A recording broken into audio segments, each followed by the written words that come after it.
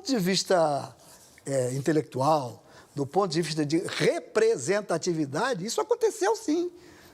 Houve um apagamento, né, da presença negra dentro da cultura brasileira, da política brasileira.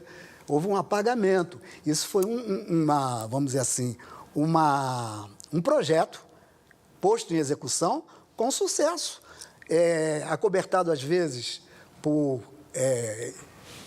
pela desculpa da eugenia. A sociedade tem que ser mais apurada, mais biologicamente melhor.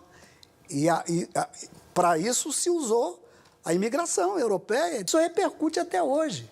Repercute até hoje o chamado racismo estrutural, né? O brasileiro médio vê o negro na sociedade brasileira como exceção. Qualquer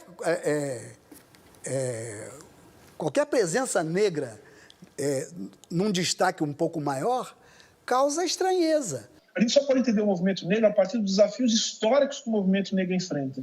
E outra coisa, não podemos esquecer o seguinte, sabe o que é movimento negro? O movimento negro é a solidariedade que agora existe dentro das favelas para proteger a vida das pessoas. Olha só o que as pessoas estão fazendo. O movimento negro são as escolas de samba. O movimento negro são os terreiros também, né, das religiões africanas. Então, ou seja, tudo isso são lugares de aprendizado, de força, de resistência. Não teve nenhum momento que o movimento negro, com esse nome que se preze, e sempre prezou, tenha abandonado. Os jovens têm abandonado a sua tarefa educacional, a sua tarefa de formação de pessoas que devem encaminhar as vidas para o futuro, independentemente do fato de que elas estão sendo constantemente ameaçadas, inclusive pelo próprio Estado.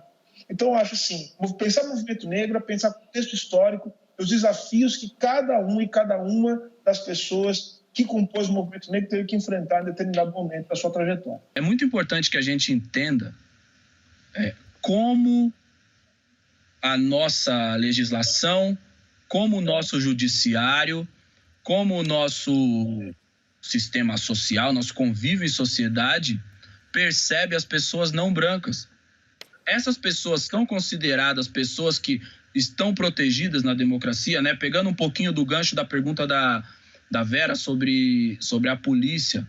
Essas pessoas são um perfil de suspeito, não um perfil de cidadãos. Enquanto essas pessoas pisarem na rua sendo já estigmatizadas com perfil de suspeito, elas não podem ansiar ser protegida por esse modelo de democracia. A gente precisa fazer com que a democracia do Brasil reconheça que ela é sabotada pelo racismo todos os dias. E eu acho que o Manifesto da Coalizão, ele provoca a sociedade brasileira a refletir e se mover nesse sentido. Eu venho de uma tradição, de uma dinastia de lavadeiras, de empregadas domésticas que me ensinaram esse valor do trabalho, mas também que me ensinaram que era importante eu cuidar de mim, que é algo que hoje eu consigo fazer, que minha mãe não pôde, que minha avó não pôde. E é o que eu desejo para as mulheres negras, que elas possam ser humanas, que elas possam ser amadas, mas, sobretudo, que elas entendam, para finalizar, como o Babalorixá diz, que a felicidade é uma obrigação ancestral, que, apesar de tudo, é importante que a gente sonhe. Candomblé é trabalho, mas ele também é festa, que a gente também se permita esses momentos, que a gente também entenda que nós temos direito à felicidade e que entender que nós temos direito à felicidade é um movimento fundamentalmente anticolonial, né? Porque numa sociedade que nos odeia, a gente ser feliz é praticamente uma afronta, né? A gente está fazendo tudo para elas não serem felizes e mesmo assim elas são. Então, eu acho que a gente precisa resgatar que as nossas ancestrais nos ensinaram para poder sonhar, mas, sobretudo, para entender que a gente tem o direito à felicidade. As pessoas estão com o seu direito sagrado de votar, que é uma das poucas coisas que o pobre tem, e o pobre sabe que tem valor quando é o período da eleição, ele não tem direito ao voto. Então, eu penso que tem que ter essa volta aí, não é nem voltar para a base do Plano Brau. Eu acho que uma das coisas que a eleição, inclusive, mostrou é que na base tem muita coisa acontecendo. Chegou a hora de escutar, chegou a hora de aprender, chegou a hora de incorporar, chegou a hora de não dizer como faz, mas de ouvir como já está sendo feito, chegou a hora de observar como é que numa pandemia, cara, a gente organiza um processo desse tamanho de fazer essas ações que a gente está fazendo até hoje, né? Hoje vieram um grupo de pessoas e disseram, vamos fazer um movimento lá no Amapá. Eu disse, nós estamos no Amapá há 8 meses.